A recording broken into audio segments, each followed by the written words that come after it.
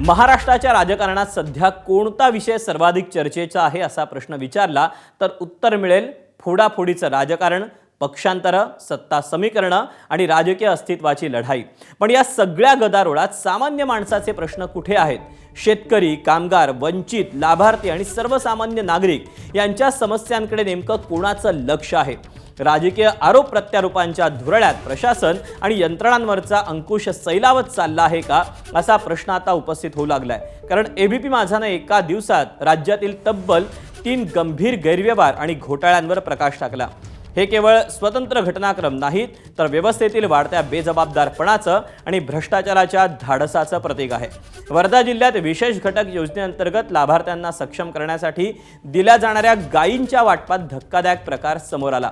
लाभार्थ्यांच्या पदरी, आजारी, अशक्त आणि कमी दूध देणाऱ्या गायी पडल्या। तर भंडारा जिल्ह्यात शेतकऱ्यांच्या घामाच्या धानालाही भ्रष्टाचाराची कीड लागल्याचं समोर आलं।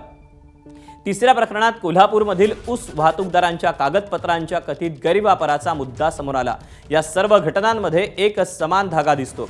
प्रश्न असा आहे की माध्यमांनी आवाज उठवल्यानंतरच यंत्रणा जागी होणार असेल तर नियमित देखरेख, चौकशी आणि उत्तरदायित्वाची व्यवस्था नेमकी कुठे आहे?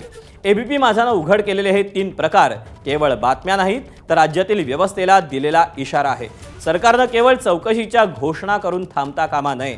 दोषींवर ठोस कारवाई, संबंधित यंत्रणांची जबाबदारी निश्चित करणं आणि अशा प्रकारांना आळा घालण्यासाठी कठोर उपाययोजना करणं ही काळाची गरज आहे।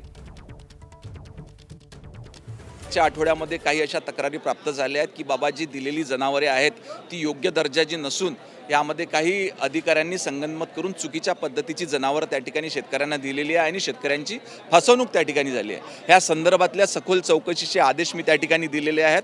या संपूर्ण प्रकरणामध्ये जे कोणी दोषी आढळतील त्यांच्यावर निश्चितपणे कारवाई करण्यात येईल। ह्या संदर्भात ज्या ज्या काही तक्रारी राहतील त्या संदर्भात आम्ही तक्रारी प्राप्त करून घेतल्या आहेत। त्या संदर्भात देखील चौकशीचे आदेश दिले आणि जे कोणी दोषी आढळतील कारण अशा पद्धतीनं चुकीचं शासनाची फसवणूक करण्यावर निश्चितपणे कारवाई करण्यात।